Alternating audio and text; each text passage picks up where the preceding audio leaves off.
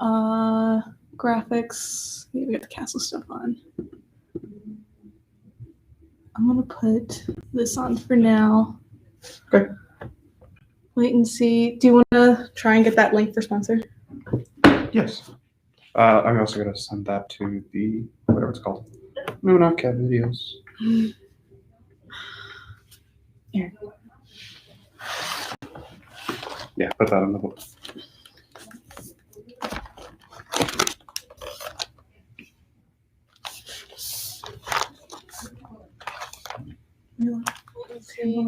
Yeah, we're live right now.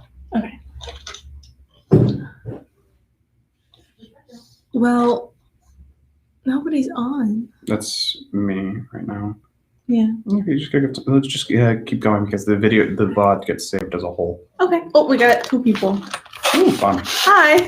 We're gonna be unboxing the new Commander Legends, Magic the Gathering, fun stuff. Yeah, I'm super excited for this. I've been really looking forward to all of these new cards because a lot of them look really good. I'm really especially excited to get the, if we can pull it, Phyrexian Triniform. That golem makes me, I love it. I think I love it. It's can go into any deck, anything that wants a big creature, anything that likes artifacts, anything that can take advantage of the fact that it creates 9 3/3s after it encores. I think it's just a really good card. Yeah. Are you looking forward to anything? The Togo, he makes rocks and he throws them at people. Well, mostly creatures, but We wanted to get this out of the way right now before we start getting into this. Please support the castle either by ordering food on the Toast tab, the castle. You could also donate to the castle directly at our Venmo, right here. Or if you want to support either one of us, our Venmo is right here. We accept tips. Yes. Yeah. I'm gonna probably keep this one on. Yeah. All right. All right. So we're gonna go for the first tab. Do you want to open yours first? All right. If it'll allow me. Yeah. Packs are really hard to open this year. Yeah, they didn't have the little rivet here that usually makes it much easier to rip open. Beautiful Seth McKinnon. We're both huge Seth McKinnon fans, so the fact that Prismatic Piper is a Seth McKinnon art, we are absolutely all over it. All right, so we got, I don't know how we want to show. You can probably just hold it like super close to the camera. Yeah, so we got a Scrapdiver Serpent, a Skyraker Giant. Just commons right now. Yeah. Oh, this equipment I've seen looks pretty decent. It's called Haunted Cloak. 3 mana, equip 1, gives the creature Vigilance, Trample, and Haste. So if you're looking for that new Akroma partner commander, this could be a great equipment to throw into that deck. It could also be good into a Voltron deck if you wanted just those keywords, either a Haster, Trample, or Vigilance. Sometimes it can be great for a Voltron deck to have Vigilance because then you have a blocker up. Next one we got Wild Size, which is an instant green. Just gives some good 2 counters and trample until end of turn. Yeah, it's a nice little combat trick kind of card in the middle of the attack step. Mess around with one of your opponents, and next thing you know, your somewhat smaller creature's now larger, has trample, and it says draw a card, so it replaces itself, which is not that bad. We'll put, yeah. We got a Supernatural Stamina. Supernatural Stamina is a really good classic black card. For 1 black, you can basically regenerate a creature. It is really nice for both a combat trick because you have the +2/+0, and also if in a response to a board wipe, you can bring back your most important creature, whether it's commander or not, to the battlefield tapped to try and get pull back as much as you can from that board wipe. Do we want to go through the rest of the commons, or should we just skip to the good stuff? Probably just skip to the good stuff because a lot of these commons are not that great. Like Lumen Grid Gargoyle is not necessarily anything that's great. It's a 6 mana 4/4 with flying. I don't think many people want to use that unless they're like worried about a lot of artifact creatures, and even then, you probably have a better choice. So skipping right to the this is uncommon, rare. It's an uncommon. Yeah, uncommon. So we're gonna go. We have a Vow of Lightning, which is an enchantment. Enchant creature. Creature gets a +2/+2 first strike and can't attack. Wait, can't attack you or a planeswalker you control. It effectively goads without the forced combat, which I don't think it's as good as one of the there was in the last Commander Precon set that they had those enchantments that you can attach a creature and they were forced to attack every turn, and they usually do something on attack. This is okay, but like it's probably not that John wants great. A Roger. Open you a Roger? Yeah, I hope so. That'd be pretty nice. Oh, we got the Commander Beacon, Ooh. a really good land. There was that black legendary creature that says if you play this from anywhere other than your hand, you lose the game. Great for this deck. It's a tap story colorless, and then you can tap it and sacrifice it to put the commander. Put your commander into your hand from the command zone. Mm-hmm. So if you wanted to cheat around mana costs, cheat down the commander tax, this is really good land. We also got Malcolm, Keen Eye Navigator. This is one of the new pirate commanders, right? One of the new nice ones? So this is the blue pirate commander, Siren Pirate. Whenever one or more pirates you control deal damage to your opponents, you create a treasure token for each opponent dealt damage. Now, two things that are important about this. One, it says one or more, so you can only create one token. And two, this isn't. I don't think this is combat damage as far as I'm aware. So if you had a way to turn your pirates into pingers, this should be able to still create you a treasure token. And then we also got Elena. Kessig Trapper? Kessig Trapper. Okay, so this is basically Selvala, but somehow fixed. This is a really good card that can be broken very quickly. It's a 5-mana 4/3 first strike, Human Scout. Etched foil, Roger. I will throw money at your face for it, or maybe I'll have a card or two you might want. IDK. I've been told by my binder is okay. I hope it's okay. I hope so too. This creature has first strike, and then it taps to add an amount of red equal to the greatest power among creatures you control that enter the battlefield this turn. So it's not the original power. First thing is to note is that it's not the original power of the creature. If you were to have some kind of like anthem effects or where's her girlfriend? Huh? Who, Elena? No, Dylan. Oh, we don't have the other one just yet. We don't have the other yet. This is the first pact. But it works really well with the girlfriend. It doesn't check the original power of the creature. So if you had an anthem effect, equipment, or anything like that, you can basically modify the amount of red mana that you're getting. This is broken with a lot of the untapper artifacts. I can't remember the Staff of Domination would be fantastic in this. You can go infinite, insanely easy, and it's just a really good red infinite mana card commander. I pulled a pack from the bottom, but it's your turn. Let's keep. I was also going to take a look at these two cards. These are two commons that I've always really liked. First one is Champion of the Flame. Just an amazing card if you're doing some kind of Boros equipment or auras deck. It gets 2/2 for every equipment and aura attached to it. So it just becomes a huge monster on the battlefield, for something that everyone needs to watch out for. The other one is a Fleshbag Marauder. This is not as good as Plague Crafter, but I still think that it's a fairly decent card. It says it's a 3-mana 3/1 that when it enters the battlefield, each player sacrifices a creature. Plague Crafter is that, but also includes Planeswalkers, and if you can't sacrifice something, you have to discard. And it's also a 3/2. So if you're doing some like forcing people to sacrifice, if you're in that kind of deck, like a Mogus kind of thing, this could be a really good card to have. Yeah, I think that it's a really decent card, especially for a common. All right, my turn? Yes. Pack it. We'll keep good cards in the back here. Okay. All right, so skipping all the commons that I think probably wouldn't be too helpful. Get into the good stuff. I always like those cards. You just pulled out one of the new Sky Diamonds, so that's actually a reprint. Oh, it's a reprint? Yes, so those are actually fairly old cards. Very, very good 2-mana artifacts. They enter the battlefield tapped, but they're relatively cheap. With the style of EDH, 3-mana artifacts are not nearly as good as they used to be. So having a Sky Diamond, which taps for blue, come down on turn 2 is really nice.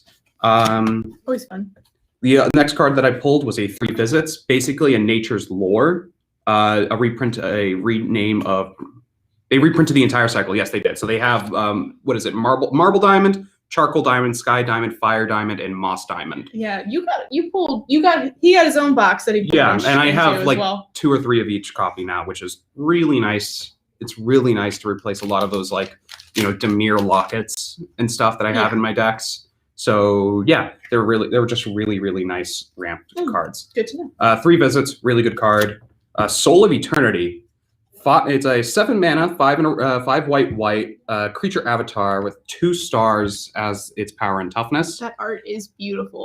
Soul of the Eternity's power and toughness are equal to your life total, and it has an encore. Encore is a new thing for this. It's a new mechanic. Set, right? So Encore says it has an Encore cost. So in this case, this is 9, 7 white. And you exile it from your graveyard, and you create a 3 visits is a reprint of Portal 3 Kingdoms card that was really expensive. Okay, that's good to know. That is really good to know. We'll put that to the side. Yeah. Well, is it any different from Nature's Lore as far as I'm aware? I'm fairly certain it's basically the same exact thing. Just a different name so that you can have like 2 copies of it instead of 1. Encore says you exile this card from your graveyard, and then you create a token copy of this card for each opponent you control, and it's attacking those opponents, and then you exile it at your end step. So it is a really cool mechanic. It has that new commander that's built all around it, which is Arami is really good. Oh, in the new sets. Yes. We actually just got those in. So if you want to, not the precons. Arami is a Demir commander that we'll pull. Well, we still have the commander sets. Yeah, we finally got those in the mail. They sent us the wrong ones at first. They sent us the ones that came with Zendikar Rising for some reason, and I was like, "What are you gonna do?" So yeah, they gain haste. They sacrifice them at the beginning of the next end step. Activate only as a sorcery. It can be it's a really decent mechanic. I really like it on Phyrexian Triniform because that has a death trigger to create 3, I believe it's 3 golems. And that's just pretty great. But with this one, its power is equal to your life total. That can come around and hit for like instant kill. But the fact it doesn't have trample, the fact that it doesn't, it could block one fairly easy. 3 visits is 130 from PK3. Also, if you read the card, it does not say basics. That card finds duels. Yeah, that's what makes it really good. It's just a force card. So as long as it's shock card, duels, any of the other cards that are the triomes or whatever, 3 visits can find that and put it onto the battlefield. Untapped. Important to note. Untapped. That's a good one. What else you got in there? Next thing we got is one of the white partner commanders. Hey, how are you doing? Right. This one is Kelith Sunbane Familiar. It is a 2-mana horse. It is one of the cycle of monocolored partner cards that they usually say like commander does something. So there's the black one that says Death Touch. There's the red one that has commanders have double damage. This one is probably the worst one of them. It's a 2-mana 1/1, which is already pretty bad. Partner where commander you control attacks, put a 1/1 counter on it. I mean, maybe you can put this in a 1 counters deck, but I think there's a lot of better options. It's got really good art. It's definitely not that good as a commander as well. I think that if you're one that would probably benefit from this is probably the Cobalt, the 0-mana Cobalt Ragnarok. But Ragnarok has better. The next thing we have is the literal elf ball, the Abomination of Llanowar. 1 green black for a star, a elf horror legendary creature. It has vigilance and menace. Its power and toughness is equal to the amount of elves you control in your graveyard. So, and the art is literally an elf ball. It's just a really great bulbs. It could be a nice solid Golgari elf commander. I think you might have better options, especially with some of the partner options you have. But it could go into those decks and be like a big threat if you're pretty late into the game. We pulled a foil 9th bridge control. It's a 2-mana 1/1. When another creature you control leaves the battlefield, put a 1/1 counter on 9th bridge control. a common. And then we just pull Prismatic Piper. What's the thing with that when you, if you buy a box, they have the whole drafting thing with the box? Yes, so when you draft with this box, you get a bunch of, basically they'll add a random amount of Prismatic Pipers throughout the box. So therefore, when you're drafting, you can have your deck be whatever color you want it to be. I don't see how this would be good in a constructed format versus draft, because you probably have a better option for the colors you want, rather because this only basically just for those who don't know, Prismatic is a 5-mana 3/3 with partner. As if the Prismatic Piper is your commander, choose a color before the game begins. The Prismatic Piper is that color. Now you're probably going to put this into a deck where you're like, hey, I want one partner to be my main commander and this to be a second color to be able to support that. But there's probably a better option. Like if you wanted red, you can just do Alana. If you wanted white, you could even do Kelith, and that it would actually do something more than just be a body on the ground.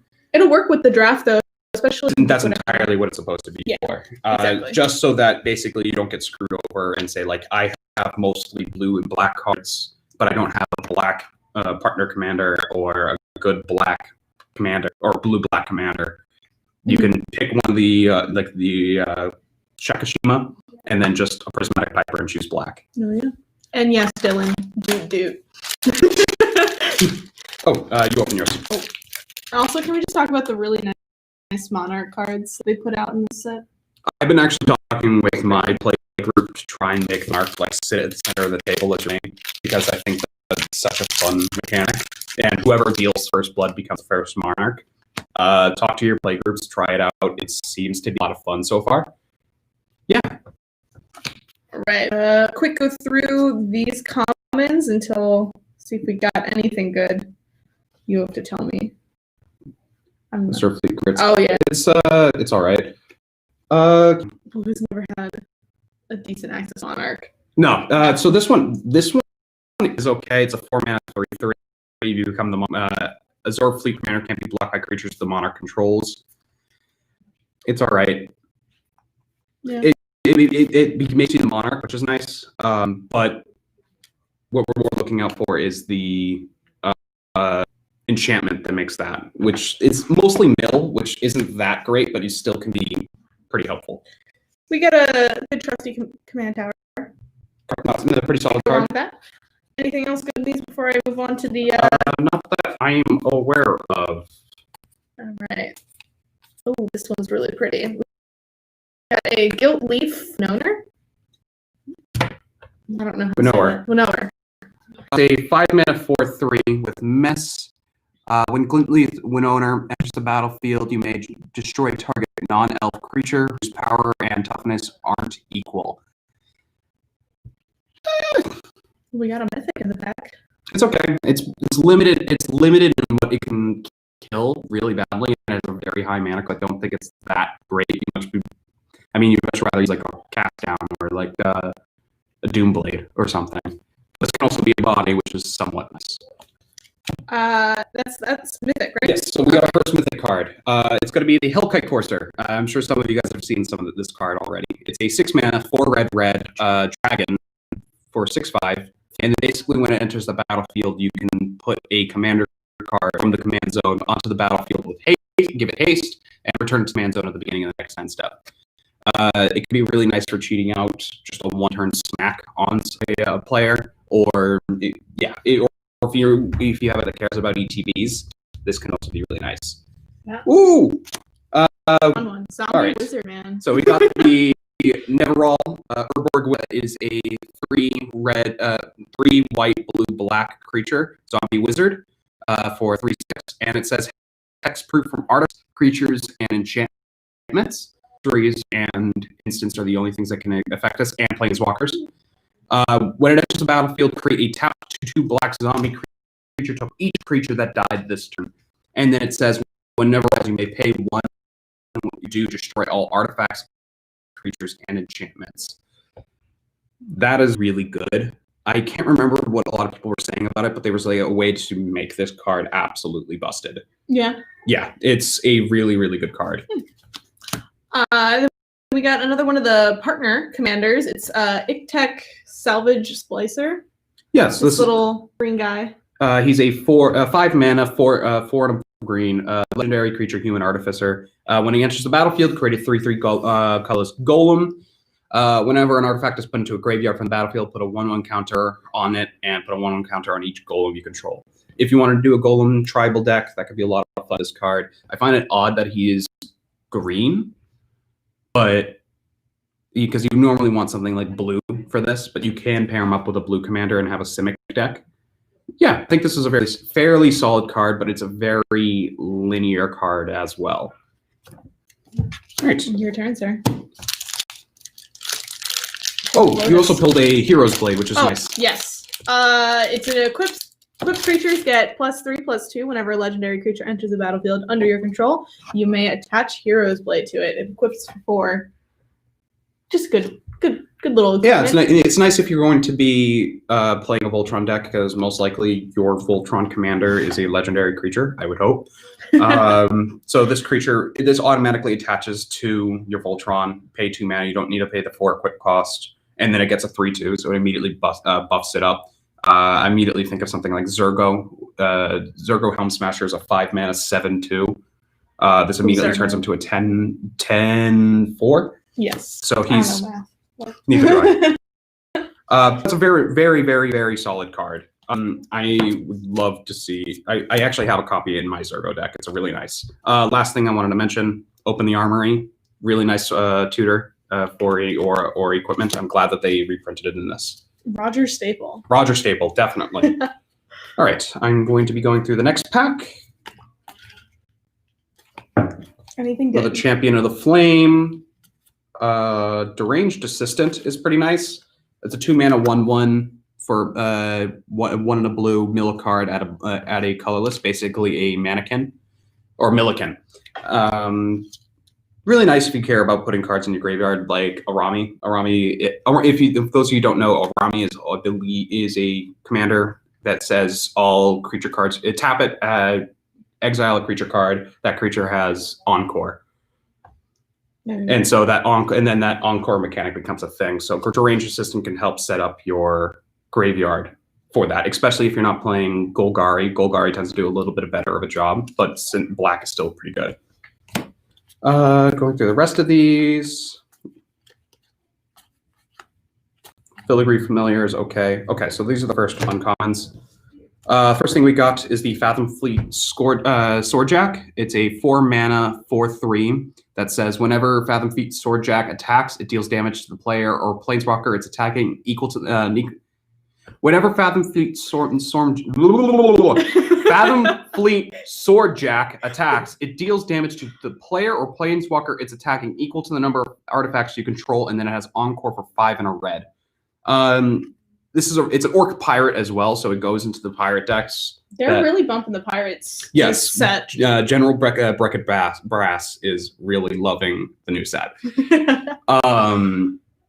Yeah, this is really nice because this would care a lot about having a lot of treasure tokens onto the battlefield, and then the Encore attacking each player and then doming them off the top of the head for the amount of treasure tokens you control. That's really nice. But it's also not as good. The problem with it is that it's not as good if you use all your treasure tokens. So hopefully you can. It probably would be better in the draft than in the Pirates deck. But I've also heard that the Pirates deck is not like there's a lot of bad pirates in a Beckett Brass deck. So this could be a replacement for one of those. Yeah. And Murloc Stefan. This is another one of the card that we had earlier. 2 in a blue. Enchanted creature has flying 2/2 and it can't attack a creature or planeswalker you control. Again, not that good. I mean, I even have a forced combat deck, and I wouldn't want to be running any of these. You could technically attach it to one of your own creatures, but there's better ways to get flying and to buff their power and toughness. Hey, Steve. Pirate deck is super Garbo Fire. Yes, they are. Yes, they are. I mean, I've seen some of the really cool things that you could do with some of the new pirate commanders, but those are more as combo decks instead of pirate tribal. Breckett Bass is probably still one of the best pirate tribal commanders, and even then, it's not that great. It's more for fun. If you can build your own, it's really cool to play the pirate decks, but they're not going to be CDH anytime soon.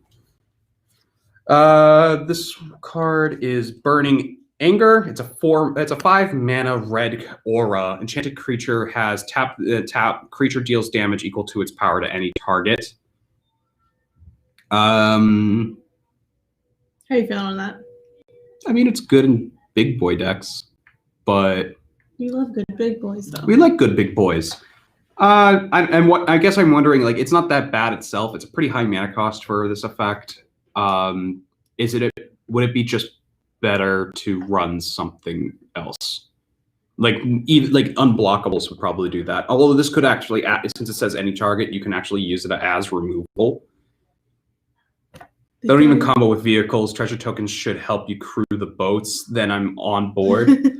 Yeah, that actually makes a lot of sense. I wish that was the case, but I think a lot of the pirate deck I think a lot of the pirates came well before Ixalan or Kaladesh, Kaladesh or Aetherworks that came out with vehicle mechanic. I don't remember, but yeah, it should be vehicles and pirates. But I also can imagine them thinking like, yeah, but a pirate riding a car or a smuggler's even smuggler's copter. They've added The Walking Dead into Magic the Gathering universe now. I think they can put pirates on cars. Burns. Cars came first. Cars came first. The next thing we have is actually one of my favorite cards out of the set. It's Court of Bounty. 2 green. When it enters the battlefield, it's an enchantment. When it enters the battlefield, you become the monarch. At the beginning of your upkeep, you may put a land from your hand onto the battlefield. And if you are the monarch, you can put either a land or a creature onto the battlefield for free, untapped. This card, I think, is really, really, really good, and also really nice to add the monarch mechanic to the game. Yeah. Again, super fun mechanic, and then I think that this would be like a jank enabler.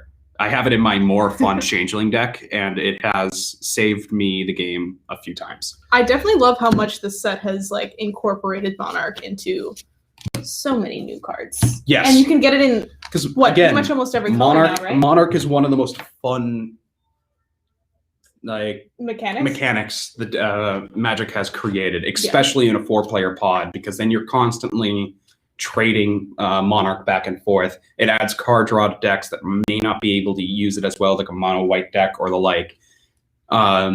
It's really great. If you guys have not seen the newest game nights, they had the Monarch mechanic all throughout it. Boros player got it and was drawing cards like nuts. And it would have been really nice.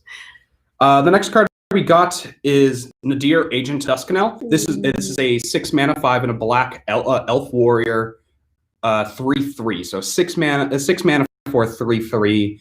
Whenever a token you control leaves the battlefield, put a 1/1 counter on Nadir, Agent of Duskanel. Whenever Nadir leaves the battlefield, create a number of 1/1 green elf warrior creature tokens equal to its power.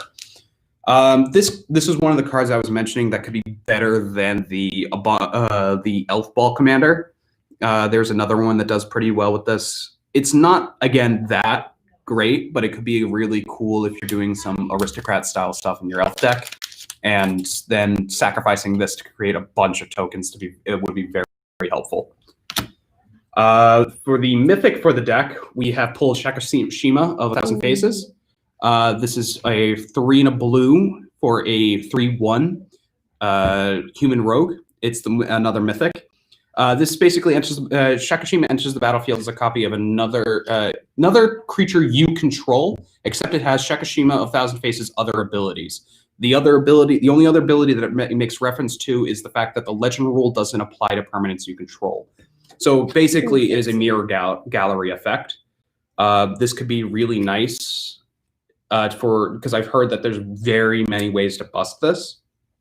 One of which is the new Kodama. Oh yeah. So the new Kodama is a green partner commander that says whenever a permanent enters the battlefield under your control, you may put another permanent of the that shares a type with it onto the battlefield under your control. Oh, and it also has to have less CMC.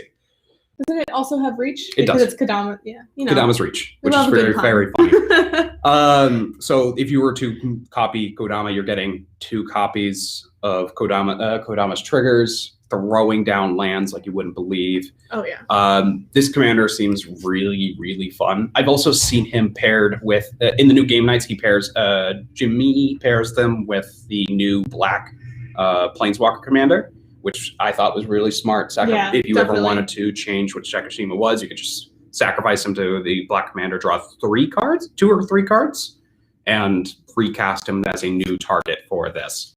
It also adds black, which is really nice.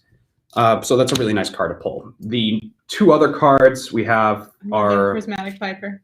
Is a foiled Inspiring Roar, puts a 1/1 counter on each creature you control for 4 mana. Again, you could do better with that. Felidar Retreat is 4 mana and does better. Felidar Retreat, if you guys don't know, is a 4 mana, 3 and a white enchantment that says whenever a land enters the battlefield, either create a 2/2 cat token or put a 1/1 counter on each creature you control, and they have vigilance until end of turn. So, kind of hard to justify running this when you have Felidar Retreat.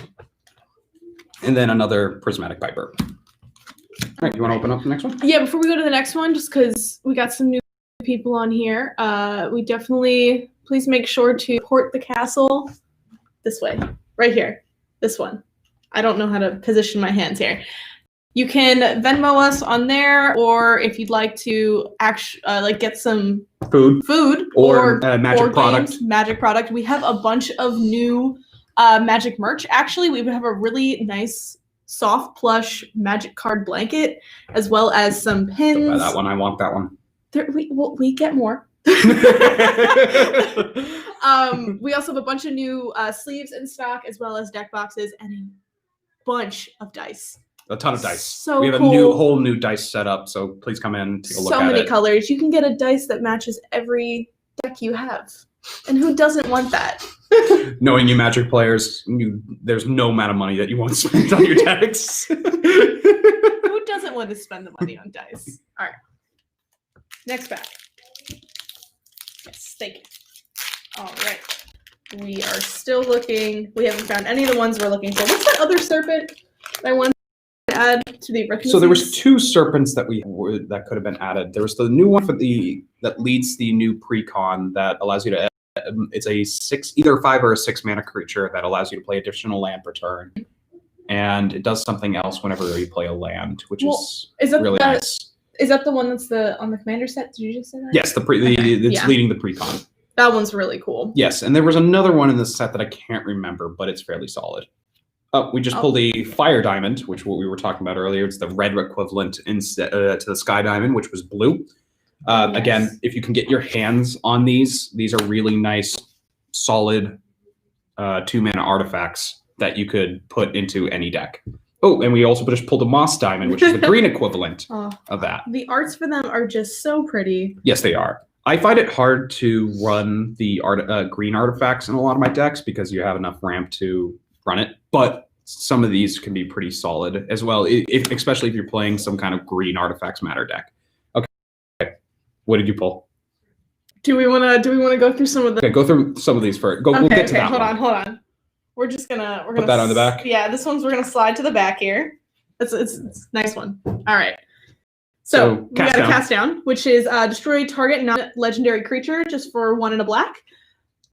Not bad creature removal. What sucks is that it hits your opponent's commanders and a lot of really good engines. So it's not as good as a removal spell, but it can be nice. It's a good one to throw in. It doesn't hurt. We also got Pride of the Perfect, which is a 3 and a black enchantment. Elves you control get a +2/+0. So a little again. Golgari Elf Ball, it matters in a Golgari Elf Ball. I think, again, there's probably better choices for it, especially since it doesn't increase toughness. It doesn't really help on the defense. Yeah. But it can still be solid. And it's got nice 3 ladies. Ladies. We like them. All right, so then we got the next one is another enchantment. It's Confiscate for 2 blue, and it's bring that down. Yes, enchant permanent you control Enchanted permanent.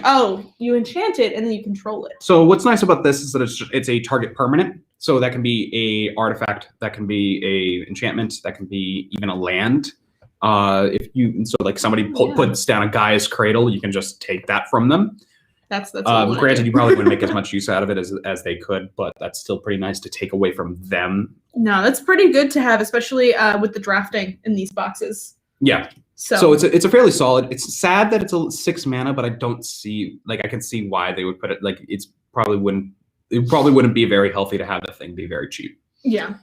All right, then we got Thalys, Reverent Medium. She's a legendary creature, human cleric. For 3 white and a black at the beginning of each end step, create X 1/1 white spirit creature tokens with flying, where X is the number of tokens you created this turn. Really nice. Really nice tokens matters deck in Orzhov. I think it would be better as in the 99 in a Tessa Karlov deck.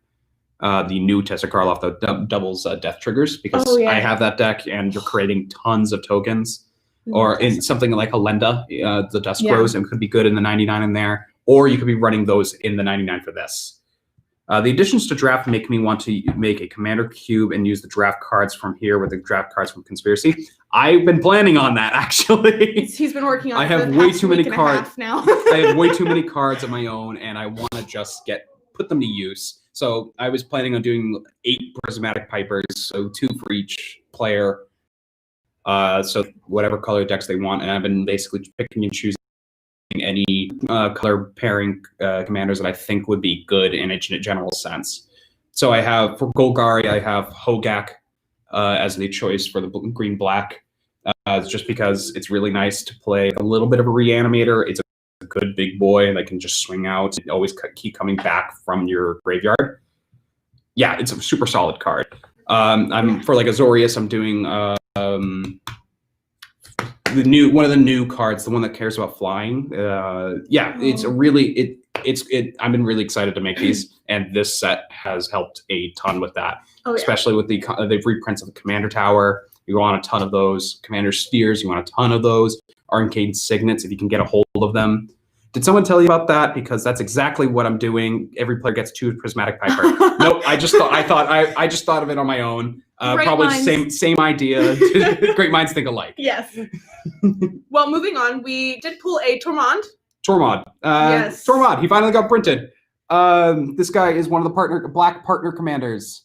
Whenever one or more cards leave your graveyard, can create a tapped 2/2 black zombie creature token. So important things to note: leaves the graveyard. It doesn't have to come to the battlefield. So if somebody exiles a card from your graveyard, that triggers this.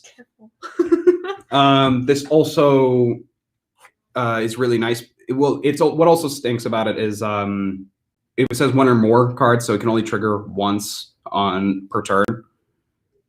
Or per instance, I believe. So if you had 2 reanimate spells, you create 2, no matter how many creatures you're pulling from the graveyard. Which is really nice. Really good mono black partner commander. And I'm glad to see that Tormod finally gets seen. Yes. All right. Now, I also find it odd that he is a zombie wizard and not a lich. I wish that they would print more legendary liches.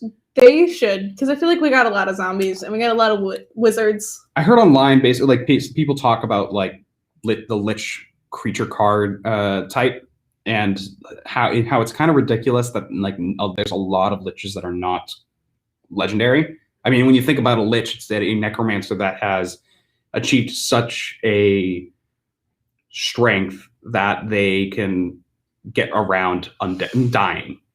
So the fact that there's not many legendary creatures that are liches is kind of odd. Hi, Mom. My queue will have Transformers, MLP, and Store Promise like Seasons Beatings because I'm ridiculous. I'm trying to see if I can make it more popper, or I don't know what the name of it is, but when it's uncommons and uncommons, I thought that it would be really fun to have a very low-powered EDHQ and then have very generic creature cards helming those. But yeah, I think if you have a lot of really good commander staples, that'd be awesome to have in a cube. Well, moving on. We also got an Armored Sky Hunter for 3 and a white. It's a flying creature, cat knight. I don't know. Is this a good one? I haven't seen this one actually. Oh, so this is one of the ones I haven't seen yet. Peasant. I just called you a peasant. Yes. Yes. So it's a 4-mana 3/3 with flying. Whenever Armored Sky Hunter attacks, look at the top 6 cards of your libraries. You may put an aura or equipment card from among them onto the battlefield. If the equipment is put onto the battlefield this way, you may attach it to a creature you control. Put the rest of those cards on the bottom of your library in a random order. Really nice in an equipment auras deck. Really nice in a Voltron deck. White card. So it's basically any deck that you're running white with that involves auras or enchantments. This is a really good card. Sadly, it doesn't go much deeper than 6, but 6 is still pretty good. Hey, it's Cortez. Facts. All right, we're gonna do this reveal. Are you ready? 1, 2, 3. Oh! Jeweled Lotus. We pulled it. What was that? Fourth pack in? Fourth pack, I believe. All right. Yeah, I think so. Keep that card off to the side. All right. Really good card. I think that it's pretty solid in a lot of decks. We didn't bring any sleeves with us, so we're gonna probably have to just be really careful with that one. I don't know how. I'm hearing a lot of mixed opinions on it, saying that it's really good and borderline broken versus it's barely playable. Guess who wants that? I'm assuming it's you, John. Well, sorry, John. It's now mine. I pulled the pack. I've heard mixed opinions about it. I personally think that it's going to be good in any deck that's less than 3 colors. So 3 colors or less, because even in 3-color decks, you can get that on turn 2 if you have the perfect lands for it. So two of your colors on those 2 lands, and you can sacrifice the Jeweled Lotus for the 3rd color. It's going to be very hard to beat somebody who can get their commander out in turn 1 or 2. That isn't like a super low CMC commander. Even then, like it's a very, very solid card. It's just so pretty. It's a very pretty card. Before we move on to the next pack, I also want to say we're gonna split these. So if you send them to this Venmo, if you feel like tipping us, you don't have to. We'd appreciate it, but I'm gonna send it to him as well. But it'll help pay for this box, which is nice.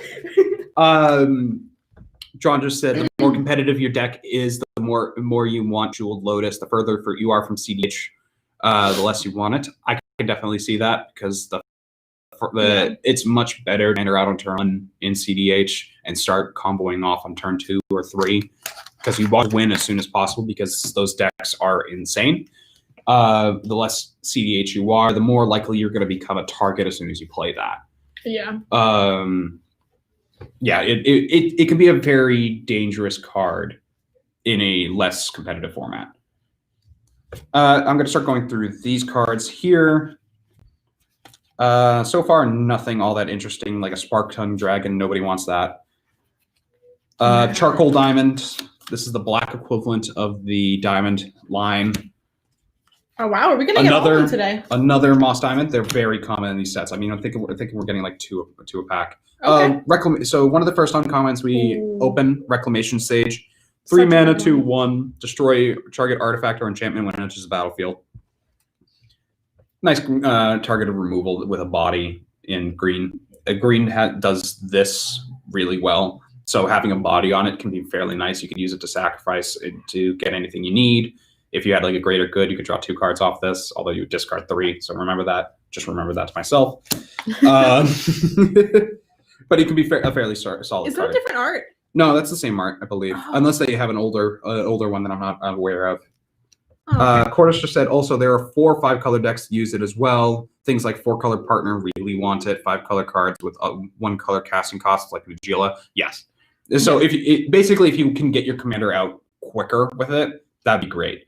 And make use of most of its mana. If you sacrifice the Jeweled Lotus and only use one of the pips, that kind of hurts, and you'd probably be better running off a different mana rock. Yeah. The next card we pulled is a Siren Storm Tamer, a 1 mana 1/1 Siren Pirate Wizard with flying, and then pay a blue, sacrifice Siren Storm Tamer, counter target spell that targets a creature you control. Ooh. Really nice board protection if you have a commander that people want to screw the hell up. This can be this can be a card that helps support it. Yeah. I run it in a historic Adela's deck, Adela's Wizards. It's really nice, really nice. The next card we have is Intangible Virtue. It's one in a white. Creature tokens you control get +1/+1 and have vigilance. This will be really nice in my Tessa Karlov deck. Although I think Tessa already gives them vigilance, as far as I'm aware. I'm pretty sure. So probably not. But if you're playing a white tokens deck, this can be nice. Vigilance is a really, really good keyword, in my opinion. I think that it's really nice. I feel like I don't see it a lot. It's not a very common one, especially giving mass vigilance like this. Yeah. I don't think is very common. The fact that this is 2 mana as well is really nice.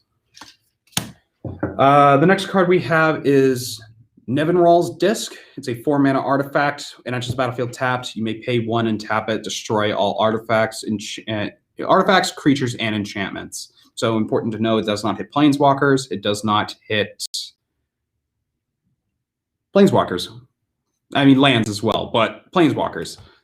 It's pretty nice. The fact that it enters tapped, it makes it very telegraphed.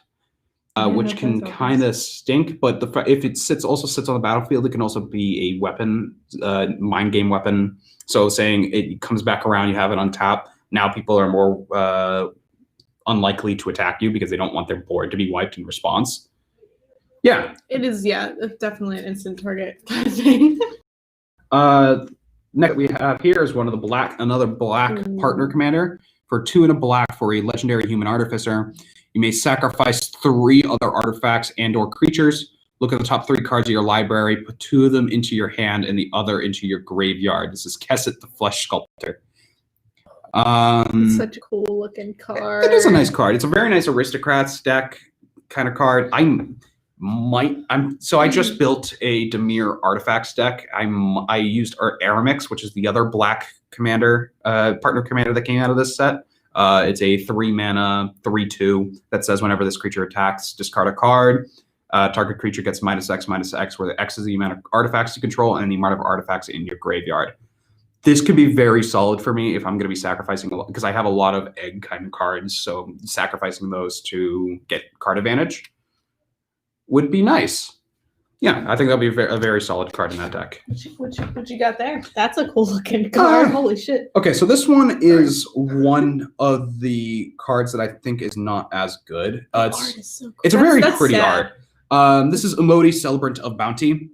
It's a 3 green blue, has Cascade, not for Naga Druid for 3/1, has Cascade, and it says spells you cast with command CMC 6 or greater also have Cascade.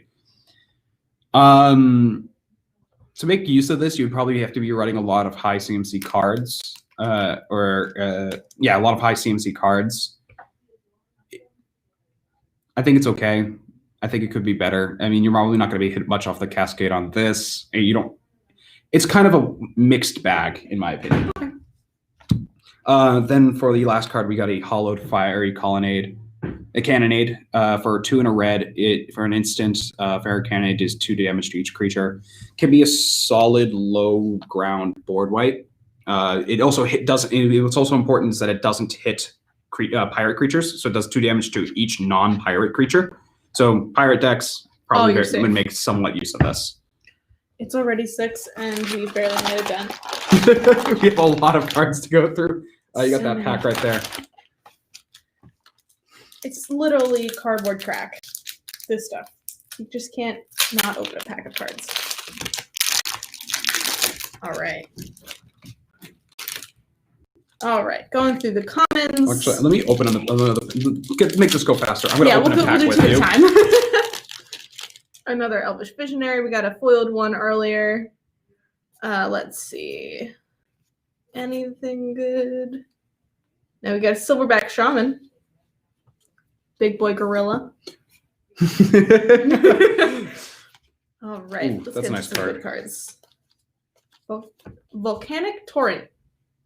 You heard that one? I have not. Oh, actually, yes, I have. So it's another Cascade. This is a 5 mana source Cascade. Do you mind if I read the rest of that? Yeah. Volcanic Torrent deals X damage to each creature and each planeswalker where X is the number of spells you cast this turn. this is a really nice board wipe and storm. It's a little expensive, but it can be really nice if you were storming off and then you cast that to board wipe. Yeah, I agree. John, print better pirates. Yeah, seriously. I mean, I'm glad this set printed a lot of really good pirates. They still need better pirates. Right, we got a Supreme Will. Shashikima's Will, which is a sorcery. It's a 3 and a blue. Choose one. If you control a commander as you cast this, you may choose both. Target opponent chooses a creature they control, and you gain control of it. And choose a creature you control, and each other creature you control becomes a copy of that creature until end of turn. I think that's kind of interesting. That's a very interesting commander. No, it's a sorcerer. No, it's sorcery. Which is really nice about that is that you can choose. It's thematic. The printed pirates, IDK about good pirates. Something like the partner ones are somewhat decent. The one that we just shown, and there's also the goblin one I've seen, which is pretty decent. There's also Dargo, which is the giant that can just go infinite. I don't know if it's that good in pirates, but it's really easy to go infinite by itself. Yeah, it's mixed, very mixed. But yeah, I think that this card is very thematic. I think it kind of stinks that the opponent that you choose the opponent that you chooses the creature that you get. So they had a Llanowar Elves, you're getting a Llanowar Elves. But if you have your commander out, you get to do it. You can do the other one. You do both. You do both. What I'm saying is the first mode is not. Yeah. It can be a little. You have to be very careful about who you're selecting. The second one can be really cool if you had a lot of doubling up effects, especially with Shakashima out. You can then choose a legendary creature, and all creatures become that legendary creature, which is nice. Right. We also got a Gen Arkham Weaver. Ooh, Gen Arkham Weaver. Yes. This is the really interesting Mardu enchantment commander. Basically, you can pay a red, white, and black, tap it, sacrifice an enchantment, and return an enchantment card from your graveyard to the battlefield. I have a Mardu Curses deck, and one of the biggest problems that I've faced with it so far is that there's not really a lot of good ways to get the curses back, because there's very few really good curses. So the fact that you can then sacrifice maybe something like a Treacherous Blessing. Treacherous Blessing is a 2 and a black. When it enters the battlefield, draw 3 cards. Whenever you cast a spell, lose 1 life. Basically play that, draw 3 cards, sacrifice it, so you're not paying any life. You're not losing any life on playing spells to get back like an Overwhelming Splendor or a Cruel Reality to really mess up a lot of your opponents. Yeah. I think that's immediately going to the helm of that deck. Originally, it was Mathis Bounty Hunter, because I thought it would be really cool. But I think that Mathis will have to go to 99 for that. Speaking of pirates, we got another good one. Well, I don't know, good one. It's a Mo one. Yeah, it's one of the ones that I'm like, man. Captain Vargas Wrath. It's a blue and a white, red. So cheap, but he's also a fairly low power toughness. He's only a 1/1. Yeah. Whenever he attacks, pirates you control get +1/+1 until the end of turn for each time you've cast a commander from the command zone this game. It's lower. I mean, much better in the 99 than it is by itself. It'll probably just be fun if you're making a low-powered pirates deck. I mean, that's what any pirates. I think it's much better in a deck with, like, again, Drago, which is all about like sacrificing itself to then play it again for basically free. So multiplying that up 1,000 times and then playing Captain Vargas Wrath and swinging out people with 99/99s. Right, the next card we got here is another one of the partners. It's a foiled Radiant Serra Archangel, legendary creature, 6 and a white, flying. Tap another untapped creature you control with flying. Radiant Serra Archangel gains protection from the color of your choice until end of turn. It's very sparkly. It's a very pretty card. It protects itself, which is nice. It doesn't really do much else other than that, so I don't see why you would want it in your command zone. I can imagine the partner. Well, if you wanted to do, like a Boros Angels kind of thing, but you don't want Aurelia in your command zone for one reason or another, that could be nice. Yeah, I think that's better in the 99, though. All right, your turn. I think we should just go back and forth. Okay. Finish your part. I'm going to start off with the common that I found. This is Core Photographer. It's a 4-mana 2/2. When it enters the battlefield, you may search your library for a Plains card and put it onto the battlefield tap, then shuffle your library. It's a little expensive, but this is a really good mono white ramp card if you really need it. Like we all know that mono white really struggles with ramping. That can be fairly helpful, especially if you're doing some kind of flicker mechanics. You're constantly flickering it. It's basically a solemn simulacrum without the death trigger, and it's also restricted on what you find. But it's plains, so you can find a temple garden or any other plains shock lance or tri lance or anything like that. Radiant's last card came out 21 years ago. Oh yeah, yes, right. So that's nice to see her reprinted again. I know Sarah Angel. I like the artist who did the art for the original Sarah Angel. The next card I have is a Burnished Heart. This used to be a commander staple. I don't think it is anymore because it's a little slow. It's a 3-mana artifact creature elk. 2/2, and it has 3 sacrifice Burnished Heart. Search your library for 2 basic land cards, put them on the battlefield, tap, then shuffle your library. Really good generic ramp. If you're in a less CDH kind of deck, this could be very helpful, especially if you get your hands on it. But yeah, I think it's somewhat solid, but I don't think it's as good as it used to be. Yeah. I still have 3 more cards here. This is the one that Casey was looking out for. Oh, Togo. Got one Goblin Weaponsmith. Basically, whenever a land enters the battlefield under your control, create a rock equipment. The rock equipment says it has an equip cost of 1, and then you pay 1, tap the creature that it's equipped to, and sacrifice the rock to deal 2 damage to any target. Game Nights had not Jimmy. The other one had a deck built around this card. It can be a really cool deck to build around. That's also somewhat decently funny. Definitely recommend. The next card I have is Slurk, All Ingesting. It's a 6-mana ooze, 0/0, and enters the battlefield with 5 1/1 counters on it. Whenever another creature you control dies, if it had a 1/1 counter on it, put a 1/1 counter on each creature you control that has a 1/1 counter on it. So 1/1 counters matters. Also an ooze, which is nice because ooze really cares about these 1/1 counters. Oozes usually care about these 1/1 counters. So it could be fair if you wanted to make your ooze deck and didn't want it to be that one Sultan, the Mimeoplasm. This can be solid. And the last card I have is a 7-mana sorcery, 6 and a black, Necrotic Hex. Each player sacrifices 6 creatures. You create 6 tapped 2/2 black zombie creature tokens. Basically a board wipe. It also gets around indestructible. It gets around nice. If they have more than 6 creatures, you're kind of out of luck.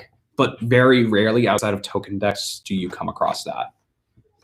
But it's also a very expensive card. 7 mana. It's going to be kind of hard to come across in black sometimes, depending on what you're comboed with. But yeah, Rock Goblin is best flavor in the set. Yes, it is. Yes. I think that is. What's his flavor? Oh, what was it? There he is. He doesn't have a flavor text, but he's a very good text. flavor because the fact that he's an artificer, so he's implied to be one of the smartest goblins, and the fact that he's the weaponsmith and he only creates rocks. It's amazing. It's really nice. I just want to throw rocks at people. I wanted to actually make a deck that was like a joke, like a jank deck that would just be like called like super intelligent or whatever, and have Togo at the helm with like a bunch of other cards that I would think like exemplify being incredibly dumb. All right, so we in my pack we got the classic Terramorphic Expanse, which just basically a reprint of Evolving Wilds. It's just a good one. But we also got Thorn of the Black Rose. It's 3 and a black. One of the commons. The creature human assassin Death Touch. When Thorn of Black Rose enters the battlefield, you become a monarch. So we got another black monarch. Welcome to the battle. Here's a weapon I made. It's a rock. Yes. Yes. I thought this one was cool. It was an uncommon. It's a Codex Shredder. It's a 1-mana artifact. When you tap, you oh my gosh, I can't speak. Target player mills a card. That's all I was trying to say. And you can sacrifice it to return target card from your graveyard, which isn't the best, but interesting. And let's see. Rares I got here. I got Whole Breacher, which is a 2 and a blue for a creature merfolk pirate. So another nice Well, I don't know if it's nice, but it's a 3/2. It's a really good card. Oh, cool. But it is. It's a 3-mana 3/2 with flash. If an opponent would draw a card, except the first one they would draw each of their draw steps, instead you create a treasure token. Which are always helpful. So basically, if your opponent was to hit like a big draw spell, you can literally prevent it and then just create a treasure token. Cool. Oh, and it also happens for each card they draw, which is nice. So you can create a lot of treasure tokens and prevent an opponent from drawing a ton of cards. That's pretty nice. So then I also got Numa Jorga Chieftain. Chieftain. It's a legendary creature, elf warrior. It's 2 and a green. At the beginning of combat on your turn, you may pay XX. When you do, distribute X 1/1 counters among any number of target elves, and it's another partner. This is the other elf ball commander that can be somewhat nice. Yeah. It does what Elf Ball wants to do and is a payout for what Elf Ball wants to do. So Elf Ball usually has a lot of these mana dorks that just tap for a mana and ways to manipulate the amount of mana they're tapping for. This can be a sink to make them go even wider because Elf Ball also has a lot of lords, make that Land of War Elves from a 1/1 into a 10/10. And that is really nice. And I think that's why it's better to have the partner commanders instead of the Abomination because of that card. And the next one I have is Falthus Shadow Cat Familiar, which is another partner. It's a 2 and a black. Commanders you control have menace and death touch. This is the other one that I was mentioning when I was mentioning the horse commander. Best pirate in the set, actual CDH card. Yes, it is. Yes. That was the Hull Breacher. Very good card. Very, very good card. Phallusus is a nightmare cat. It's basically the same thing I was mentioning earlier. It's you probably wouldn't want it as your commander, but it could be nice in a pinger's deck if you had black in it for some reason. Or because now all of a sudden your commander, if it's pinging stuff or dealing damage to all creatures, it has death touch now. Yeah. So it can deals 1 damage to a creature. It can kill that creature. Exactly. Or menace, which is a okay mechanic. It's an okay card. It's not at that great. Yeah. Just my final one. It's just a filled trove tracker. The best little pirate. It's a 3-mana pirate. It's a 3-mana pirate that's 2/2 that says when it dies, draw a card, and then it has Encore. So then you create 3 copies, up to 3 copies, or if you have more, one for each opponent. And then at the end step, when you sacrifice it, you draw a card for each of those cards. Yeah. The fact that it's Encore 7 mana is not that great. That's why it's a common. But yeah, it's foiled. Yeah. Quickly, the cards that I pulled: Doom Traveler. It's a 1-mana 1/1 that when it dies, it creates a 1/1 white spirit creature token with flying. Really good in a white aristocrats deck. Basically doubles up your value for a creature. So if you wanted to sacrifice a creature, draw a card. Well, now you have you basically replaced that creature and gave it a keyword. Somewhat solid. Fertilid. 3-mana 0/0 that comes into the battlefield with 2 1/1 counters on it, and then you may pay 1 and a green to remove a 1/1 counter from it and put a basic land from the from your library onto the battlefield tapped. It's a nice little ramp card. If you have a deck that cares about 1/1 counters, I know I run this in my Omnath Locust the Royal deck because it's an elemental as well. So I can constantly be putting 1/1 counters on this, paying 2 mana, and then searching the library for a basic land card. It's pretty solid. Especially if you can put more 1/1 counters onto it. This is a reprint of an older card, Foundry Inspector. It's a 3-mana 3/2 and says artifact spells you cast cost 1 less to cast. Really solid.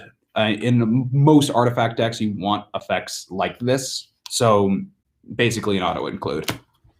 The next card I have is a land called War Room. It's the rare from the pack I pulled. You tap it out of colors, and you may pay 3, pay life equal to the number of colors your commander your commander identity, and draw a card. Hi, Velvet. Hi, Velvet. If you're playing a color that doesn't necessarily have great card draw, this can be a solid one. I don't think it's all that great, though. The next card I have is Demonic Lore. It's a 2 and a black. When it enters the battlefield, draw 2 cards. At the beginning of your end step, you lose 2 life for each card in your hand. And this is one of those cards that's great in Gen because you can pay 3 life, pay 3 mana, draw 3 cards actually, not draw 2.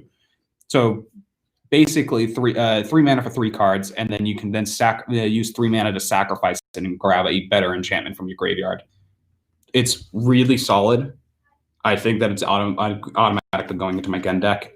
If you also had something like the new Rakdos commander, the Imp, so basically the new Imp, basically it says whenever it deals combat damage, you may give a opponent a enchantment, a permanent you control. Play this, you draw the 3 cards, and then you give it off to somebody else who's maybe drawing a lot of cards. And not only do you get the Blim trigger, which is target opponent loses X life, or X is the amount of permanents they don't control.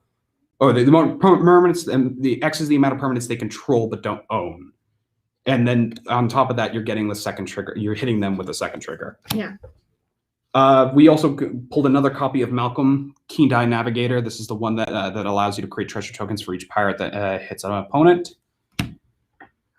This one I just saw, and I thought this would be really interesting. This is Interpret the Signs. It's a 6 mana sorcery that says scry 3, then reveal the top card of your library, draw cards equal to its CMC. This could be really nice if you're doing something like in a top deck manipulation kind of deck. So something like Yuriko or Aminatou. You can draw a lot of cards if you're playing some of the bigger spells in those decks. Because Yuriko, you want to be playing these big extra turn kind of spells, or like 6, 7, 8 CMCs. Play this, scry 3, put the top card in your library, and then have 1 card ready for a Yuriko trigger and a second card ready for this card. The first card ready for this trigger and the second card ready for this Yuriko trigger. Yeah. Really nice. Granted, you would also have to get to the point where you can spend that mana. The last card I pulled is, I think, the one that a lot of people are really, really excited for. It is Hans Eriksson. He is the 4 mana 1/4 that whenever he attacks, you may look at the top card of your library. If it's a creature card, put it onto the battlefield tapped and attacking. It also then has to fight Hans Eriksson. Ooh. So basically, you're playing some huge boys, cheating them out with a Hans Eriksson trigger, and then having Hans Eriksson fight that creature. There's many ways to get around the fight trigger, the fight mechanic on this. Make him either much tougher, or like maybe playing creatures that have ETB triggers, like an Atali. No, not Atali. Like Atali is an on-attacker trigger, but you know what I'm saying. This is a really, really, really good Gruul commander. Yeah. Right. Is that all? Yes, that's all. Right. So I think this was the first. I don't know if you pulled one yet, but I pulled a bunch of those already. Okay, well, we got an Opal Palace. Just one of the new lands. I don't know if it's new, but it's a land. It's nice. The next I got is a Sifter Worm. It's 5 green. I thought it sounded pretty cool. It's a trample 7/7 creature. When Sifter Worm enters the battlefield, scry 3, then reveal the top card of your library. You gain life equal to that card's converted mana cost. What did John say about Hans? If it's the creature from the unglued cards. Yes, it is. Yes, it is. Also got the Meteoric Mace. Meteoric Mace. So 6 mana, 4 red. This is Embercleave mana. Equipped creature gets +4/+0 and has trample. Equip 4 and Cascade. I guess that's okay. Okay, it looks cool. It can be nice in Boros where you need a little bit more card advantage. Yeah. But it is not like top tier. Yeah. Oh, this is the rare for the pack. It's a Court of Ambition enchantment. When Court of Ambition enters the battlefield, you become a monarch. At the beginning of your upkeep, each opponent loses 3 life unless they discard a card. If you're the monarch, instead, each opponent loses 6 life unless they discard 2 cards. So this is one of the court cycle. This was the blue one that I was talking, like the blue one I was talking about earlier. All of these court cycles enter the battlefield and give you monarch, and then have an additional trigger on upkeep that also gets better when you're still the monarch. It is that one's a pretty decent card. It's really nice to be hand-hating the group and also pinging them down. I can imagine you immediately becoming a target because you're hand-hating people, and people do not like that. But yeah, I think that's a fairly solid card. We just got Hazma, Guardian of the Ashran. Good little elephant warrior. So he's this spell costs 1 less to cast for each creature you control with a 1/1 counter on it. Creature spells you cast cost 1 less to cast for each creature. Oh, it just literally repeated it. Yeah. Oh, well, it's itself costs 1 less to cast for And each then 1/1 each creature counter spell. and it doesn't matter. What's important to note about Hamza is that this spell costs 1 less to cast for each creature you control with a 1/1 counter on it. It doesn't matter how many 1/1 counters are on each creature. So if you had 5 creatures with a 1/1 counter on it, it costs 5 less to cast. If you had 1 creature with a 1/1 counter and then 4 creatures without it, it only costs 1 less to cast. And if you had 1, basically it does not matter how many 1/1 counters are on these creatures. The second part is basically an Animar trigger. So creature spells you cast cost 1 less to cast for each creature you control with a 1/1 counter on it. Animar is pretty good as is. I don't know if this one would be. I mean, this will be very solid. I don't know if it'll be at the helm or in the 99, but I think. I mean. I wish that the Selesnya wouldn't be just 1/1 counters and tokens, but who knows what we're gonna get in the future? Yeah, maybe they'll change it up a bit. Last card I had was just another Prismatic Piper. So, the pack that I opened wasn't that great, but the rares that I got were pretty nice. So the first one is Kamal's Will.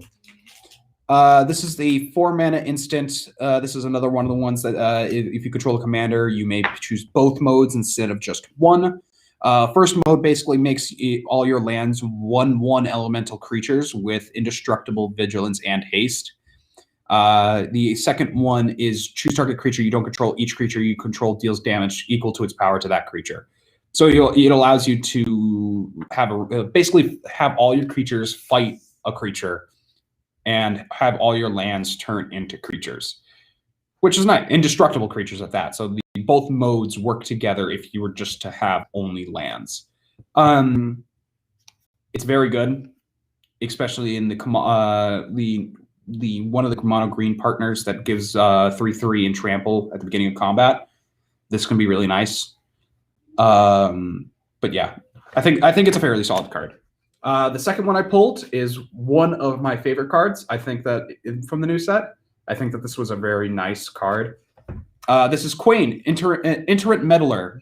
For a blue and a white, you get a Rabbit Wizard 1/3 that basically has a Temple Bell effect. So you tap it, each player draws a card, and then each player who draws a card this way gains 1 life.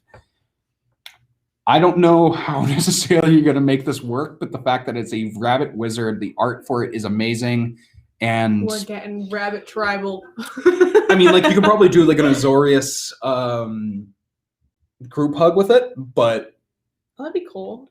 You'd probably be better to do that in 5-color. It looks so cool. Yeah, I love this rabbit as well. It's a very Alice-inspired art. Very pretty.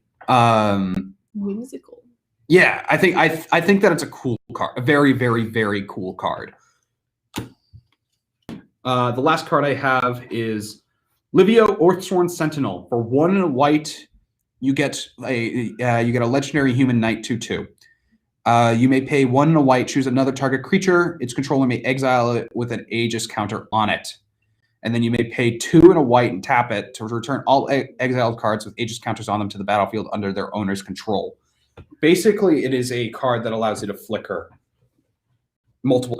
Only you can, if you have ways to untap it, then maybe multiple times per turn. But it can be nice to basically exile cards. Yeah, and I think it's a very nice card. The only problem with it that I see is that it doesn't Peter Rabbit stacks. You can also do stacks with it, preventing ways that, like in our set, part of the veils prevent ways that from your opponents to draw cards. You could just tap, draw a card, tap, draw a card, tap, draw a card, and then stacks them out, or mill them somehow. Basically preventing them from even untapping or doing anything, and then forcing them to draw cards until they run out of a library. But yeah, this card. My problem with this card is that it exiles cards with an Aegis counter on them. And if somebody was to remove this card, if it's not in your command zone or if it's hard to get your command, those cards are permanently exiled until you hit the second ability. So it wouldn't. I don't think it would be good at all in a 99. I think this would have to be your commander. Luckily, it has partner, so it can be another color as well. But I don't see it doing. I don't see it doing anything in the 99. Well, on to my pack. I got this one. I thought was an interesting enchantment. It's Gift of Paradise. For 2 and a green, it's enchant a land. What?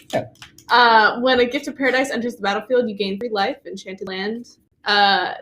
The land that's enchanted, you tap it, and you can add 2 mana of any color, which I thought was interesting. And then for some of the bigger cards, we got Alora Solemn Ritualist, which is a 4 and a white human monk. I'm going to read it. I'm just going to show you. When Alora Solemn Ritualist enters the battlefield, put a 1/1 counter on each up to target creatures you control. Whenever a non-token creature you control with a 1/1 counter on it dies, create a 1/1 white spirit token. So it's a partner. We also got this little owl bird. He's flying. I don't know how to say his name, but he's Ward Wing Familiar. You see his name? Izor. Izor. A legendary bird, 1 for a blue. Flying spells your opponents cast that target 1 or more commanders you control cost 3 more to cast. This is and it's a partner. This is another one of the cards in that basically animal line. So the ones I was mentioning earlier. That one's okay. Again, I think for these to be your commander, you have to really care about the other partner commander. So I can understand with maybe something like a Thrasios or like a Timna or something like that, but by themselves, they're not that good. And then last I have Austere Command. It's one of the sorceries for 4 and 2 white. You get to choose 2, destroy all artifacts, destroy all enchantments, all creatures with converted mana cost 3 or less, or destroy all creatures with converted mana cost 4 or greater. It's a pretty solid board wipe. You can usually find board wipes for a lot cheaper, especially in white.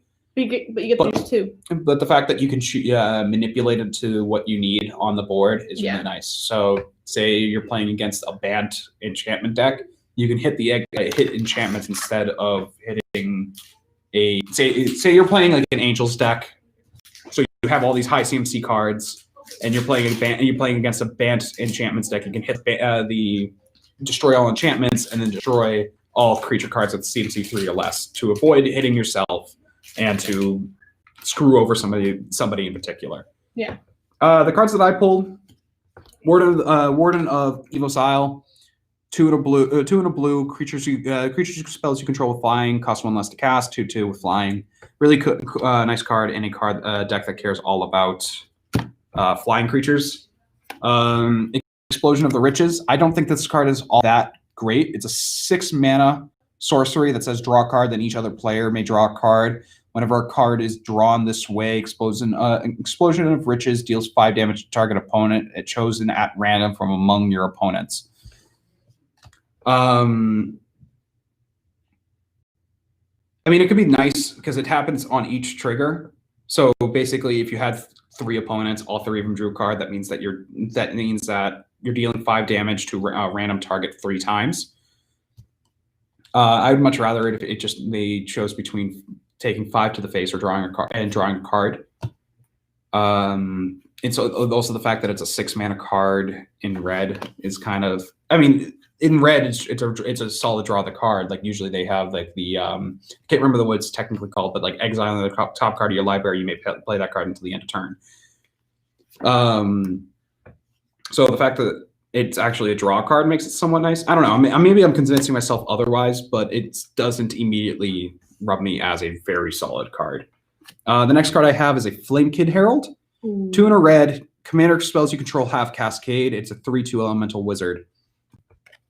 If you're playing like something huge or like a Maelstrom Wanderer or something like that, this can be nice. So you get 3 triggers on the of Cascade instead of 2. Cascade is such a weird mechanic that I have a hard time telling if it's any good, because I've played around with a mechanic and sometimes you just hit a Soul Ring. You play that 7 mana spell with Cascade and you're expecting to hit something else that's huge, and you hit a Soul Ring or like a Llanowar Elves or something like that. Like you have to be kind of careful about what's going on in the deck because it has such a high variance of being good or not. But I think I like that a lot more because if you're playing these super high CC commanders, it could be nice to get something on top of that. Next card, I got another Togo. Oh, 2 Togos. Yes. 1 Togo for each hand. Last card is the Kolfnir Last You. It's the Abzan commander. Vigilance Reach Tree Folk Shaman. So we've got that one of the Tree Folk commanders. It has Vigilance Reach. Whenever a Kolfenir or last you or another creature you control dies, return up to one other target creature card with lesser toughness from your graveyard to your hand. And it's a 3/7. It can be the way you can play around this is having cheating out cards toughness. So it doesn't check to see the base toughness. So if you have cards that have Anthem cards that give creatures +1/+1, or like, I can't remember the name of the card, but there's a instant card that costs 2 and it grants a creature +1/+7. You can do that when the creature's about to die or something like that, or sacrifice it immediately afterwards and then find a card that has lesser toughness and pull out like a really good card from your graveyard. I find it very interesting. Yeah, I think it's a really decent card. All right. So I got a Haunted Cloak. I know we were talking about this one. Yes. It's a equipped creature, has Vigilance, Trample, and Haste. Did you already go over this one? Yes. Oh, well.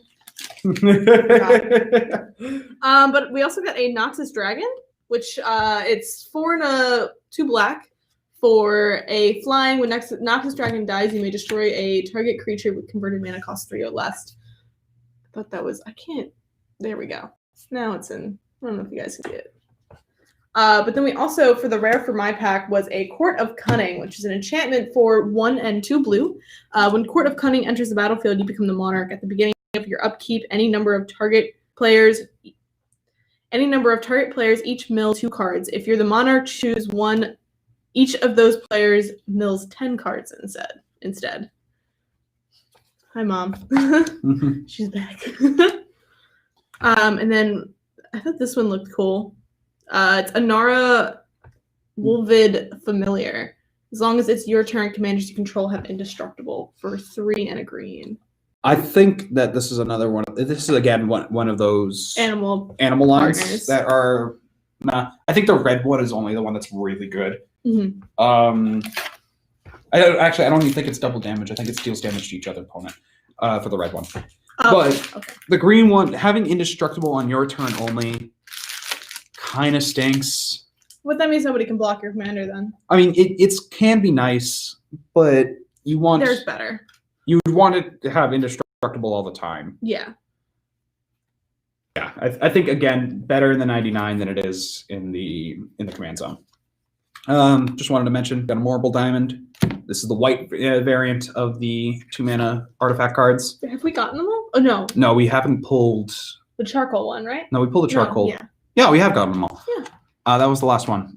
Return to Dust used to be a really, really good card in Commander. It's not as good as it used to be, but it's still pretty solid. 4 mana instant, exile a target artifact or enchantment, and if you were to instead cast it during your main phase, you may exile another one of these targets. So you can for 4 mana you can exile 2.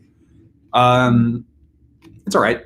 If you have a better choice, play it, but still pretty solid. The next card I saw that I wanted to mention this because I looked at it and I was like, that doesn't really seem all that good to me. But you know, to each their own. It is Slaughter of the Strong. For 1 white, each player chooses any number of creatures they control with total power 4 or less, then sacrifices other creatures they control. Maybe actually I'm misreading this. I can't tell if this is supposed to be like each individual creature has less than 4 power, could basically survive it, or you have to choose target creatures whose total power equals, I think it's actually that one, which makes it pretty much nicer. It doesn't totally board white, and it also gets around indestructible. But yeah, I think that's actually a lot better than I think of it. If it's the second one, if it's basically just like creatures with power 4 or less, yeah. The next card I have is Keeper of the Accord. It is a 4 mana, 3 and a white human soldier, 3/4. At the beginning of your each opponent's end step, if that player controls more creatures than you, create a 1/1 white creature, 1/1 white soldier creature token. And if they control more lands than you, you may search your library for a basic plains card and put it onto the battlefield tap, then shuffle your library. It can be a really good way to catch back up with a lot of rampers in a white deck. I still have 3 more cards here. The next one I have is Elgith, Crossroads Augur, for 6 mana Sphinx. If you were to scry, you instead draw. Really good. I think that's really good. It can be really fun to turn like a brainstorm into not a brainstorm, like a preordain, or so like a preordain would turns from a scry 2 draw card to just ancestral recall. Like, I think that's really solid with this commander. I think that actually makes it really cool. There's another commander that allows you to scry for each pirate that hits an opponent. I think that's really it could be a good little combo, although that would be mono blue at that point. But yeah, I actually really like that card. The next card is Glacian Power Stone Engineer. This is actually the other card in my Dimir Artifacts deck. It's a 6 mana Human Artificer for 3/6. Then you can tap it and tap X untapped artifacts you control, and look at the top X cards of your library and put 1 card into your hand. If you were to making use of like a lot of cards like Howling Mine or something like that, that say like if this card is untapped, X may happen for each opponent. This can be really nice if you have artifacts that are not mana rocks. You effectively made use of them in another way than they're maybe intended to be used for. It kind of stinks at how high his CMC is, but I think that it's still a fairly solid card. The last card I have is a foiled version of Blim Comedic Genius. This is the card that I was talking about earlier, the one that allows you to give permanents to your opponents. It's a 4 mana, 2 black red legendary creature imp 4/3 with flying. When Blim and Comedic Genius deals combat damage to a player, that player gains control of target permanent you control. Then target player loses life and discards cards equal to the number of permanents they control but don't own. I think that this is a really interesting way of doing Zedru. Zedru is a Jeskai commander that does something similar, but basically you can pay Jeskai a blue, red, white, give an opponent a permanent you control, and then you may, at the beginning of your upkeep, you draw X and gain X life, where X is the amount of permanents your opponents control that you own. This could be really cool. This works well with some of the chaos cards as well, like Thieves Auction or Scrambleverse or something like that, where basically everyone is gaining control of other people's permanents. So if I'm playing this card and I start snagging lands, they're gonna have to start controlling my lands. Mr. Steal Your Stuff. It is a Mr. Steal Your Stuff. No, it's a Mr. Give you my stuff. Oh, okay. Well, but yeah, I think this is a very cool card. Cool. All right, so the last pack I opened was not very good. These are the only 2 cards. Fire Diamond that I thought was worth pulling out. We got a Lisa Shroud of the Dusk. It's a legendary creature angel. It's a 2 for 2 white and a black. Rather than pay 2 for each previous time you've cast this spell from your command zone, this game pay 2 life instead and has lifelink and flying, and whenever a player casts a spell, they lose 2 life. I think this is a pretty interesting commander. It's always nice when you can use your life sometimes more than your mana. This one's really nice. Yeah. And she's a 5/5. It is basically a mass pinger kind of deck that it's a life game deck that like cares a lot about like Camball. I can't remember the rest of his name, but Camball is a 3 mana card that says whenever a player casts a non-creature spell, you may deal 2 damage. You deal 2 damage. Camball deals 2 damage to them, and you gain 2 life. So you're basically doing like a mass pinging down and playing cards that benefit off of paying life. So like Font of Agonies, Villas, and stuff like that. Villas says whenever you pay life, basically draw that many cards. So if you had Lisa in the command zone for like 3 times, you can just draw an insane amount of cards off of Villas. Yeah. Really nice card. I think it can be really interesting. Yeah. And then the other one I have is Zara Renegade Recruiter. It's another one of the pirate commanders, the legendary creature for 3 and 1 blue and a red. And it's flying. And I thought what she does was really cool. Whenever Zara Renegade Recruiter attacks, look at the defending player's hand. You may put a creature card from it onto the battlefield under your control. tapped and attacking that player or planeswalker they control. Return that creature to its owner's hand at the beginning of the next end step. You don't get to keep it, but there's ways to keep it. There is, yeah, exactly. There are ways to keep it. So it is. I think it's better in a 99 than it is as a commander, but you can make use of it as a commander. You're going to be wanting to, with this kind of deck, you'd be wanting to play a lot of cards that peek at players' hands so that you know ways like what opponent to hit with her. Yeah. Then if you run cards like Sundial of the Infinite, or if you run her in the Grixis commander that basically allow you end turns on your own whim. Basically, when the moment comes that you give back these creatures, you can just force end your turn. The trigger exile basically leaves the stack, and you keep the creature. It is a really, really mean commander. But it also requires that your opponent are playing really good creatures. If your opponent's playing like a stacks kind of deck or anything like that, you might have a more rough time. The cards that I pulled for that last pack were a First Response, 4 mana enchantment. At the beginning of each upkeep, if you lost life this turn, create a 1/1 white soldier creature token. It can be nice in that the deck that we were mentioning earlier, that it's all about paying life and gaining life again. So you're constantly creating tokens, and it also happens on each upkeep. So every time you do, if you lose life during your opponent's upkeep, you can create a 1/1. The next one I have is the other mythic. It's the Archon of Coronation. 6 mana, 5/5, flying. When it enters the battlefield, you become the monarch. And as long as you are the monarch, damage doesn't cause you to lose life. I really like how all these Archons are really a bit of a pillow forty kind of thing. While this doesn't really force people to not attack you, you don't lose life if you do get attacked. I don't know how that works with cards that benefit off of dealing combat damage. I don't know if preventing the loss of life prevents those kinds of triggers to not work. So something like Zara. Zara requires you to deal combat damage to an opponent to look at their hand and steal a card. If you're not losing life, I don't know if that allows that to trigger. I'm fairly certain it still does, but I can be completely wrong. The next card is Kanji Skywarden. This was the Azorius flying commander that I was mentioning earlier. It is a 3/3 for 5 with vigilance and flying. Whenever it attacks, each other creature with flying gets +2/+0 until the end of turn. And whenever it blocks, each other flying creature gets +0/+2 until end of turn. It's nice in a Flyers deck. If you got it as your commander, then run it. It's a fairly solid one. The last card I have is the Prava, the Steel Legion.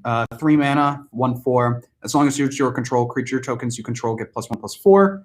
And then you may pay 4, 3 and a white to create a 1/1 soldier creature token. Really good in a creature tokens deck. Now all of a sudden your creature tokens are really, really big, have really big butts. They have really big butts.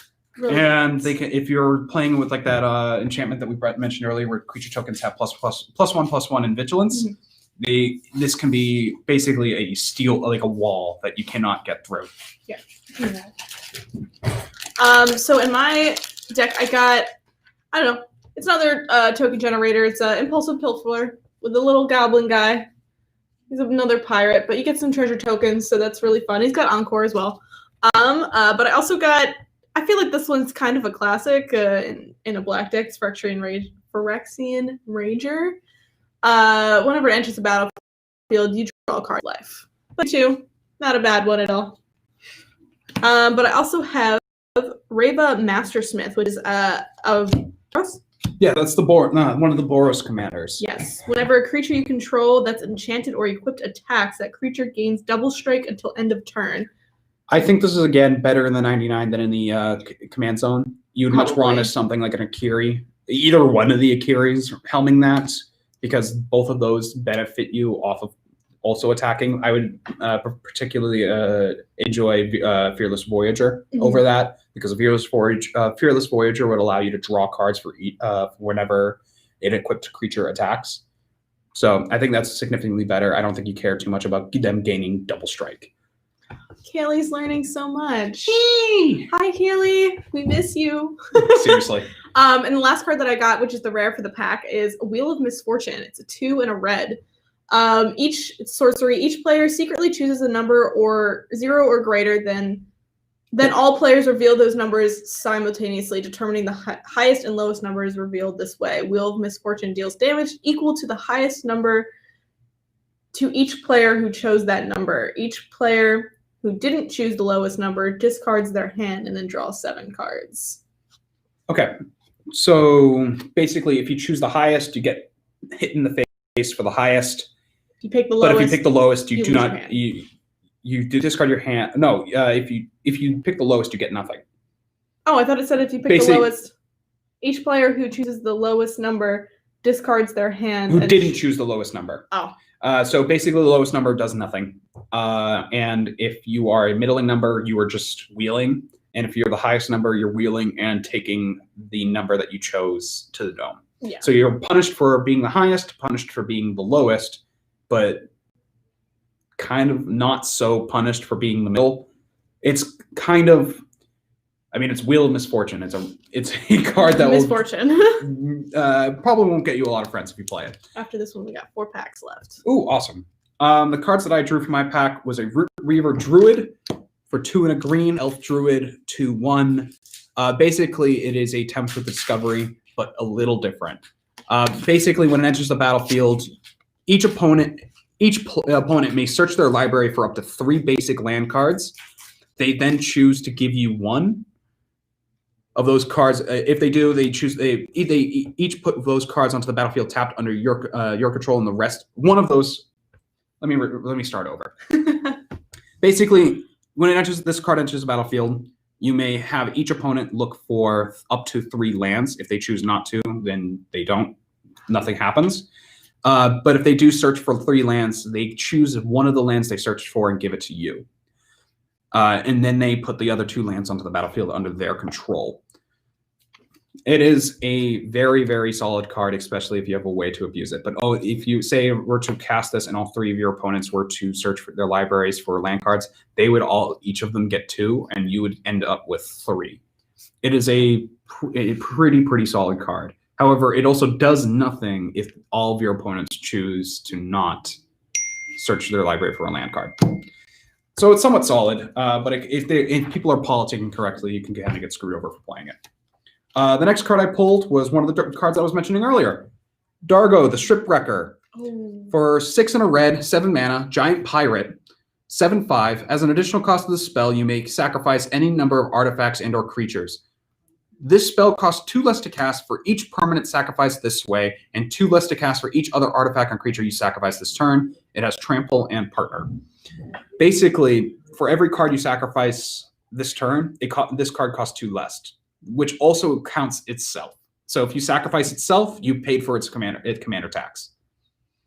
You could easily go infinite with this. And I know that the guys at the game nights talked about the many ways you can abuse this guy's enter the battlefield ability. It is quite insane how good this card is. The last card I got is a full art Jessica, Thrice Reborn. This is the other Planeswalker commander, partner commander you can get. For 2 and a red, you get Jessica. This creature, this Planeswalker enters the battlefield with a number of loyalty counters this turn. Number of loyalty counters equal to the amount of times you cast a commander this game. So that counts. If you just only cast this once, it comes in with 1. If you've cast its partner a bunch of times, it gets a bunch. This is a great. This can be great in a lot of decks. The 0 ability. Basically, you choose target creature until the end of turn. If that creature would deal combat damage to one of your opponents, it deals triple that damage instead. What's important to note is it doesn't deal triple damage to its creatures that person controls. So, say if you had a 4/4 with Trample, and they had controlled a 1/1, you would not deal 12. You would not deal 12 damage to the 1/1. You would deal 4 damage to the 1/1, or 1 damage to the 1/1, and then you would have 3 damage left over to the opponent, which will then get tripled to 9. Jesus. Okay. It can turn into one turn, basically one turn swing out win kind of thing. And then it has a second loyalty ability where it's -X, and where Jessica deals X damage to up to 3 targets. So the damage is not split; it just deals X damage to 3 targets. So if you had 10 loyalty counters on this somehow, you can deal 10 damage to 3 targets. It's a really, really good commander. Yeah. All right. Another kind of buns pack. I only really found 2. But this one's common for 2 blue. It's Flood of Recollection. It's a sorcery. Return target instant or sorcery card from your graveyard to your hand. Exile Flood of Recollection. So, I mean, that's a good way, just a graveyard recursion in a blue deck to, get some stuff back that makes people mad. And then the rare for my pack was a Bio Waste Blob. It was 2 and a green, creature ooze. Oozes you control get +1/+1 at the beginning of your upkeep. If you control a commander, create a token that's a copy of this. So you basically, as long as your commander's out, you got +2/+2. All your blobs. Oozes, blobs, same thing. I wasn't sure. Yeah, it's okay. The pack I just opened has a lot of reprints and a lot of repeats in it. So I got another Abomination of Llanowar, which is the literal F-ball commander. Then I got another Iktekik, the Golem one. This was the other commander that I have for my Dimir Artifacts deck, Armorix. I was mentioning it earlier. It's a 3-mana, 3/2 that says whenever this creature attacks, you may discard a card. When you do, target creature defending player controls gets -X until the end of turn, where X is the number of artifacts you control, plus the number of artifacts you control in your graveyard. It can be really nice if you're playing like a deck that cares a lot about sacrificing artifacts to get value. If you're playing a lot of like golems or construct kind of creatures and sacrificing those to get value, it can be really nice. I think I mostly playing Dimir Artifacts because I love Tezzeret, Master of the Bridge. So I want an excuse to play that card. The next card I pulled is one of the really good elf cards. It is a 3-mana 2/2. Other elves you control get +1/+1, and you may pay a green and tap it to create a green elf warrior creature token. Elf Ball loves its elf lords, so having a elf lord that creates elf tokens, is really good. The next card I have is the Simic. One of the Simic lands that enters the battlefield tapped unless you have 2 or more opponents. Really good card in Commander, obviously, because most of the time you're having 2 or more opponents. And the last card I pulled is the card that I was trying to mention earlier with the Sphinx. This is Sani Eye of the Storm. I actually also got it wrong. It's not a pirate commander. So it's a 4-mana 3 and a blue for Flying Jin Monk. Whenever it attacks, scry X, where X is the number of attacking creatures flying. So if you're playing like a mono blue flyers and having this as one commander and having the one that draws cards instead of scrying as your other commander, you can draw X where X is the number of attacking creatures flying. It does not have to hit your opponent. It can be somewhat nice. You could probably choose better combos, but I just noticed that was an inherent combo that I noticed. Yeah. So this is my last pack. Basically got a lot of repeats basically, but I also got a Sani Eye of the Storm. We also got another Kanji Sky Warden, little Birdman. I got a Frenzied Saddle Brute, which is a 4 and a red Orc Warrior with haste. All creatures can attack your opponents and planeswalkers your opponents control as though those creatures had haste. So it's just a little added buff you can put in a good big boys deck. And then we also got Magus of